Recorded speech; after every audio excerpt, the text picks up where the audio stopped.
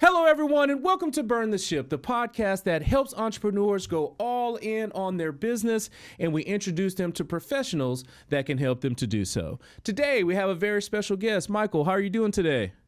I'm doing well. Excellent, excellent. Michael, please introduce yourself in the name of your business. My name is Michael Smith. I'm a partner with Fortium Partners. So they are the largest technology leadership as a service company in the United States and Canada, providing advisory, fractional, and interim CIO, CTO, and CISO services for various companies in various industries. Awesome, awesome. We so look forward to learning more about your business. But before that, we want to learn a little bit more about your journey. So, Michael, tell us a little bit about your story. Yeah, so I've been in the IT industry almost 30 years. But when I went to college, I knew that there was one degree I did not want to do, and that Mm-hmm. was computer science. Okay. And so thought I wanted to major in banking and finance and Mm-hmm. got into those courses and didn't really enjoy it, just wasn't clicking. And I didn't, I realized I wasn't as good with numbers as I thought I was. Okay, I And that's got you. pretty important if you're in banking and finance. That's a fact. And so somebody had mentioned, hey, why don't you take a theater class? Because they had in a production. And of course, I'd always enjoyed being on stage and singing and acting. And so did that and absolutely loved it. And about 3 semesters was taking different courses. And then I woke up one morning with the realization that the reality of making a living in that career in that industry is extremely difficult. It's probably one of the hardest industries to break into Mm-hmm. because there's so many out of work actors and actresses. And so I needed to find something a little bit more stable. And again, someone came up to me and said, "Hey, I took this class in administration of justice and criminology." And I really liked it. And of course, I was coming into my junior year in college, so I thought, okay, well, I've got to figure out a major here. Mm-hmm. And so I ended up taking those classes, absolutely loved it. And so I ended up graduating with an undergraduate degree in criminology with an Oh. emphasis in criminal profiling and a minor in communications. Mm-hmm. And was on my way to the FBI and was going to be a behavioral scientist. Okay. And didn't do enough research to realize that if you're going to work for the FBI, you can't come right out of college and do that. Okay. You have to either have to have prior military experience or 3 years of civilian work experience before you can apply. Mm. And the reason why is, of course, they do a background check on you. Mm-hmm. And to the government, you do not exist as an individual until you file tax returns yourself. Okay. And so they had mentioned to me, I graduated in 1993, and they mentioned, hey, in 4 or 5 years, we're going to have a mass exodus of agents that are going to retire. It's going to be a great time. Just come back to us. Mm. We'd really like to bring you on board. And so now I was in a situation I needed to figure out what am I going to do. Right. And funny thing is, I ended up going back to work at a bank and was in their automated clearinghouse area, Mm-hmm. looking at kind of large financial transactions to determine if any kind of fraudulent activity was going on. So I was kind of using my criminology degree, Mm-hmm. but in a bank. And one of the banks I happened to work at was running an AS/400 system with an OS/2 operating system. And I know if you're not a technical person, those may not make a lot of sense. But it Yes. was a mainframe system with Mm-hmm. a graphical interface. This would have been before Windows and even to a certain extent before Apple became really popular. But it was a graphical basic interface Mm-hmm. running the OS/2 operating system. And this administrator would drive in 2.5 hours to work on an issue that took him about 30, 45 minutes to fix, and then would have to drive back to the corporate office 2.5 hours because this was before remote diagnostics tools. Mm-hmm. And one time that he was there, I said, "Look, I don't have a clue what you're doing, but why don't you just give me a call and you can walk me through whatever that is, and it'll save you 5 hours on the road." Yeah. And he loved the idea, and we did that. And after the first couple of times, it was like, this was not what I expected IT to be like. Mm-hmm. This was really interesting. And I think the same thing that drew me to criminology for the whole analytical side was the same thing that kind of interests me in doing this. So I ended up going back to school, and Microsoft was kind of up and coming at that time, Mm-hmm. and one thing led to another, and found myself in the IT industry. And almost 30 years later, couldn't imagine working in any other industry than that. So Awesome. absolutely love it. That's amazing how that CIS came all the way back around. Uh-huh. When I was in school too, I was in business school as well, and you had your CIS majors, you had your, like you said, your marketing management majors, and you chose one but ended back up in the other one. So Hmm. with it, you have spent a lot of time in IT, but you are part of a business now. Was there something that made you say, hey, look, I'm going to just go all in on my current business? Did you have an event that happened over that time? I don't know if it would have been a single event, but when I did first start in the IT industry, Mm-hmm. started at the beginning, Mm-hmm. desk side support, help desk, and kind of worked my way up to various different companies to where I ultimately had an opportunity to become a CIO. Mm-hmm. But during my career journey, I found myself in the consulting industry, Okay. and it was interesting because when I applied for the job, I went to a job fair. I was a systems administrator for an insurance company, and they had a local job fair, and I was working in Lawrence, Kansas, so the University of Kansas Jayhawks is there, and it just happened to be a KU job fair. Mm-hmm. And I called the location and I mentioned to them, well, I didn't graduate from the University of Kansas, but can I still participate in the job fair? And Mm-hmm. they said, oh, yeah, absolutely. So I came in and met with various different companies, and I had one resume left. Okay. And I was heading out the door to leave the event, and I knew I wanted to get rid of this last resume.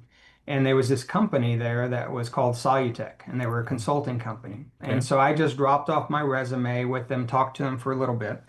And a couple of days passed by, and I got a phone call from them. And they said, well, we were looking really for entry-level consultants, and you seem to be a little bit overqualified for what we're looking for. Mm-hmm. But the general manager in Kansas City would still like to talk with you. Okay. And so we set up a call, and before I knew it, I was now in consulting. And I later found out that the reason why they wanted to bring me on board was I did have a technical background, of course, now, Mm-hmm. but they really liked the idea that I had worked outside of the IT industry. Okay. And what they were trying to do with some of their new consultants was build more of a customer facing individual that would kind of build relationships with organizations. Mm-hmm. And so that's what I did a lot during my consulting career. Mm-hmm. And so as I was kind of advancing throughout my career, and went into more brick and mortar companies, I thought, boy, it'd be pretty neat to go back into consulting. Okay. And so as I thought about it more and more, I thought, well, maybe I can start my own business.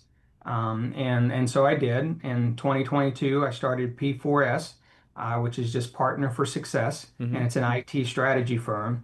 And now my company does a lot of work with Fortium Partners, who I'm a partner with now. Okay. I'm an equity partner with them, and so yeah, I think that was really what kind of drove me wanting to get back into working with different clients, different industries, Mm-hmm. and just having, you could be working on an engagement for 6 months, and when that's done, you could move to a completely different industry, Mm-hmm. and help them as well from a technology perspective, and enjoy that flexibility. Awesome, awesome. Now tell us all about your new business that you became an equity partner with. Mhm. Tell us what it is that you do. How are you helping people with that as a service type business? Tell us all about it. Yeah. Well, probably going back in time, if we go back maybe 30, 40 years, this whole concept of a fractional leader Mm-hmm. became very popular with chief financial officers. Okay. We'd find a fractional CFO or a fractional chief marketing officer, or chief revenue officer.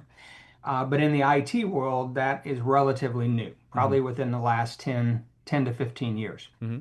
And so being a CIO in a past couple of companies, for you to become a partner with Fortium, you have to have worked in the IT industry at least 25 years, and you have to have served as either a chief information officer, a CIO, Mm-hmm. a chief technology officer, which would be a CTO, or a chief information security officer, which would be a CISO or a CISO. Mm-hmm. And you have had to have served in one of those roles at least twice in two different companies. Okay. And the reason why is that if you're a partner with Fortium and a company is going to go in business with Fortium, they need to have experienced leaders that would hit the ground running quickly. It's Right. not like it's not gonna take a lot of time for them to get up to speed because If you've worked in an industry at least 25 years or longer, you would have seen the good, the bad, and the ugly of everything. That's And right. so that was where that intrigued me, and with Fortium. And so, utilizing my LLC company, I partnered with them, and what they provide is, again, either advisory, fractional, or interim, which would be a full-time CIO, CTO, and CISO. And it's Hmm. for various different industries. We have a little over 175 partners across the United States and Canada. So we've got all these industries that are covered. Um, and just having that flexibility of a company that if they're in need, that their CIO has left and they know it's going to take 6 to 9 months to backfill that, then they'll bring Fortium in to fill that gap. And Hmm. many times we then help that client to find the permanent leader that's going to fill that position long term. And then we roll off and then move on to another client or another engagement. And so it's just that flexibility of being able to go into different companies and help them understand their IT strategy, what challenges they're going with, how technology can be an enabler Hmm. to meet their strategic objectives. I've always enjoyed that side of IT, the business operations side, even more so than the technology itself. Yes, as we are trying to create a great looking picture on the canvas, you've talked about the different companies, but I want to try to nail down to what an ideal client or an ideal engagement looks like for you guys. Do you mind sharing with us what that framework of that ideal client with their issues may be that would be a good fit for you? Um, well, it's hard to paint that in just in one Mm-hmm. Mm-hmm. ideal client Mm-hmm. because, again, we focus on everything from entertainment to defense to insurance to financial institutions. Mm-hmm. But one thing that is common is technology, Okay. right? It's going to be implemented in a specific way depending upon the needs of that company, and you're going to have specific applications to specific industries, right? So Mm-hmm. an insurance application is going to operate extremely different than maybe an application that would be for a financial institution or a manufacturing company or things like that. Okay. But what an ideal client would be an organization that is struggling to understand how technology can be a vested partner in their operations because every single company needs technology, Mm-hmm. but not every single company implements technology successfully. Okay. So it becomes either this massive cost and liability in the company or the necessary evil the organization needs to have day-to-day operations. And when you implement technology correctly, Mm-hmm. this is where magic starts to happen. That an organization is able to either take the data they've collected or the systems that they've integrated, and it's almost like having, in an analogy of a football team, you have 11 players, and generally they say the 12th player is the fans themselves, right? That kind Right. of drives the excitement and energy of the team. And technology is the same way. It can drive and propel an organization forward and really exponentially increase the success and profitability of that company if you're using technology in the right way to whatever your organizational need is. Mm-hmm. So helping companies go in to develop an IT strategy, technology roadmap for 3 to 5 years.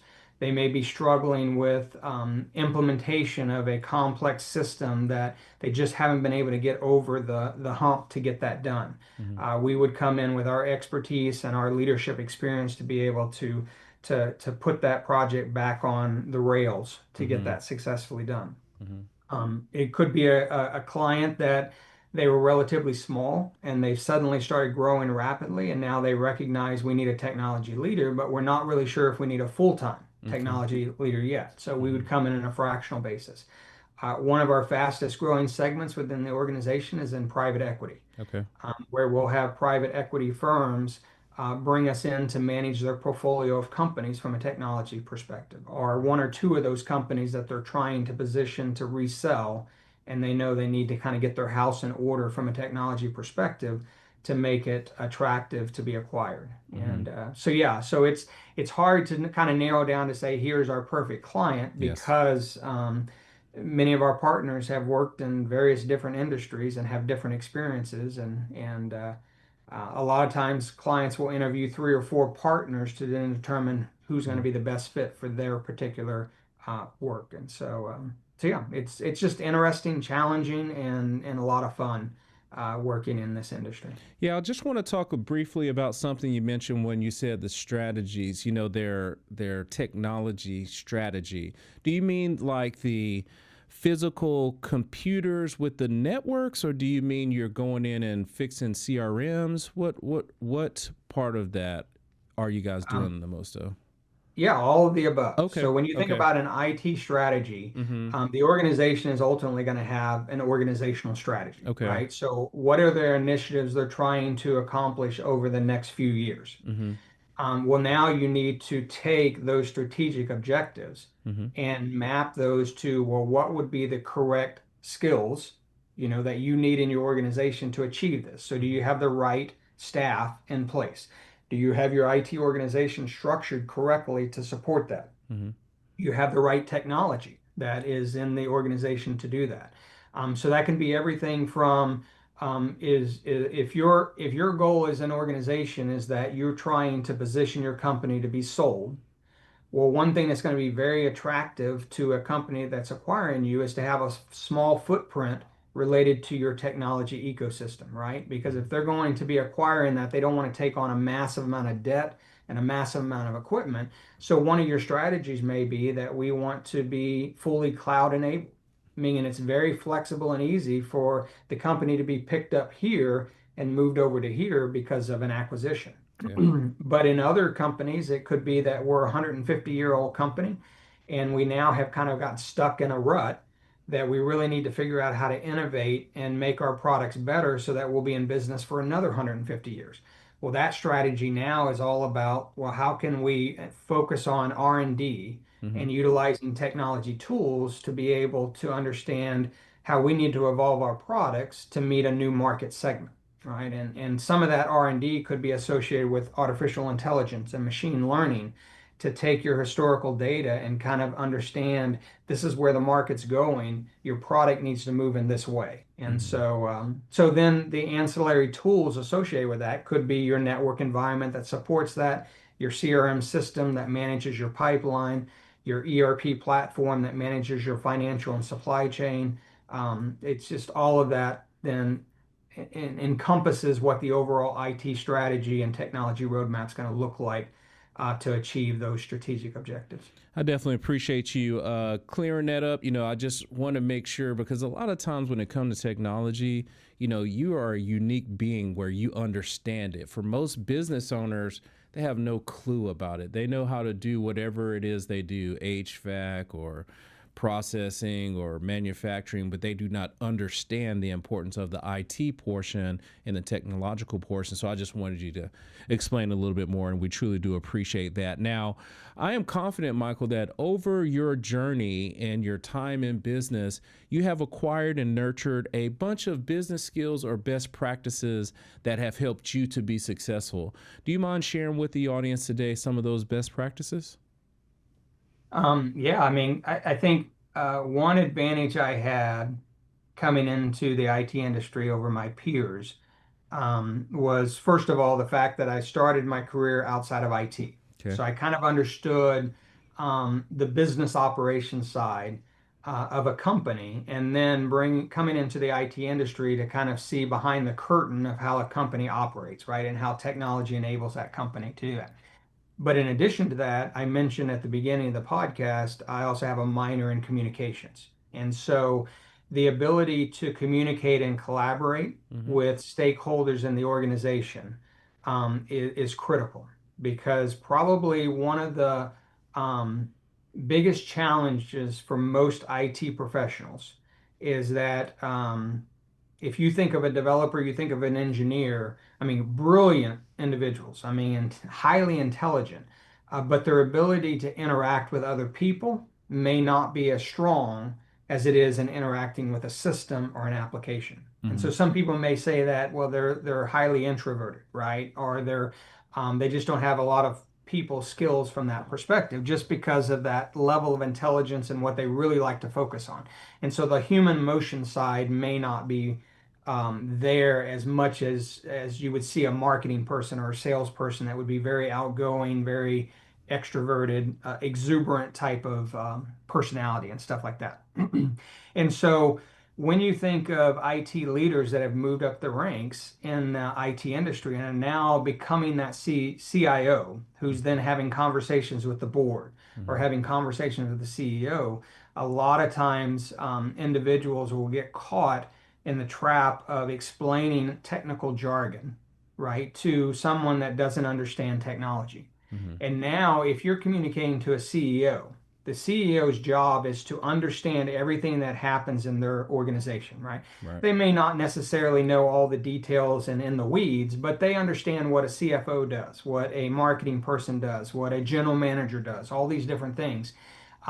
When the IT person comes in and starts sharing all this technical jargon of saying, here's the problem with the company, and that CEO doesn't understand what you're saying, you can really kind of put yourself in a position to where your credibility as a business leader takes a massive hit Mm-hmm. because you start communicating on what you feel comfortable with, which would be the technology jargon and things like that, instead of really meeting the CEO where the CEO is at, which their number one priority is to make sure business operations are successful. Right. And so the best advice that I have for any IT individuals coming into the industry and any IT individuals going into leadership, make sure you understand what your business does and understand what the CFO, what the marketing, what the sales, what the operations people do, and then kind of live in their shoes, almost shadow them in how they operate and how they function on a daily basis, and then take that information back to, is IT meeting the needs of what these people are doing, to make sure that we are enabling the technology to achieve what the company is wanting to do. And many times, sometimes IT professionals get caught in the technical weeds. Mm-hmm. That's what they feel comfortable with. That's what they like, and Mm-hmm. they miss the whole point of this is why we're doing what we're doing in this company because the company operates in this way. But they're Yes. not taking the time to really understand how the business is operating. Yes. Thank you so much for sharing that. It is important to know what is trying to get accomplished, and not just, hey, this is my skill, so I'm going to do this, but actually figuring out what the client needs and coming up with the solution for that. So thank you so much for sharing that. Now, we've talked a lot about your journey, your business, those great business skills that you have, but I want to talk a little bit about Michael. So let's just say that your LLC and your new partnership is coming along very well. Time and money is not an issue. What is it that Michael would do with his time? Probably travel. I love to travel, and I worked for a Fortune 200 company um, as a IT leader Mm-hmm. before I moved into the full CIO role. And I managed a team that was our teams that were in North and South America, Europe, and Asia. And Okay. so I would travel all over the world, got to go to some incredible places in the world, and so, yeah, I absolutely love traveling. And then secondary to that, I enjoy golf and playing golf. And so if I was able to combine those two and travel and golf both, I think I would be that would be an incredible life being able to have those two. And so Makes a yeah. lot of sense. So if we did combine them together, so you would be traveling and you would be traveling to a golf course. What is that golf course that you would want to go to first? I'd be very intimidated if I was on a PGA Uh-huh. caliber course and stuff like that. But no, it would be really neat. Of course, the British Open has always been something I enjoy following, and they generally play at St. Andrews. Andrews Mm-hmm. course, Mm-hmm. and that would be neat to go over there. But even though I love golf, I Mm-hmm. mean, there's no way on earth I could ever be a professional. I mean, not even close to being that good. I got you. Um, I got you. but no, I mean, I would enjoy playing in some of the really notable golf courses and stuff. Mm-hmm. Mm-hmm. But I may also have the marshal on the course right behind me saying, speed it up, speed it Speed it up. up. You got to keep Yes, moving. yes. Yeah, I understand. I get out there, but I am best at golf on golden tee. So Hey. that's the best. That's the best I can do. Now, thank you so much for sharing that. We always like the audience to understand that yes, I am a business owner and I do all of these things, but I do these things so I can live what we call a life. So thank you so much for sharing that section. Now, Michael, if someone has questions about technology, they have questions about those skills or just your story, what's the best way for them to get in contact with you? Yeah, probably through my relationship with Fortium Okay. Partners. So you could reach out to me via email at michael.smith, just Smith, at Fortium Partners. And that's Fortium and then partners. So Fortium Partners is all one word.com. And I'm also on LinkedIn. But of course, having the name Michael Smith, Yeah. I also use my middle name, Philip, as Okay. well. So Michael Philip Smith is what I have on LinkedIn. Because the last time I checked, I believe there's 2.8 million Michael Oh Smiths my in the United goodness. States right now. Okay. And Okay. so it's the most common name of any name. And Oh, so, nice. yeah. Yes. Make sure to put that Philip in there, everyone. Yes. And we definitely appreciate you coming on today, sharing about yourself, your business, and some of those things you would do inside of your life. And we always honor our guests by giving them the last word. So, Michael, please look into the camera and tell the people something good. Yeah. If you're an IT leader or if you're a leader in general, the best advice that I can give to you is make sure you're investing in the next generation. I've enjoyed the time that I've had being a mentor to other individuals that they've went on to successful careers. But if it's not for the leaders today, investing in the leaders of tomorrow, then a lot of companies and a lot of organizations would struggle with that lack of leadership. So find the time to invest in the next generation of leaders. Awesome. Thank you so much for coming on the show today, Michael. All right. Well, thank you. I appreciate it. Yeah, of course. And to everyone that is watching, be kind and thanks.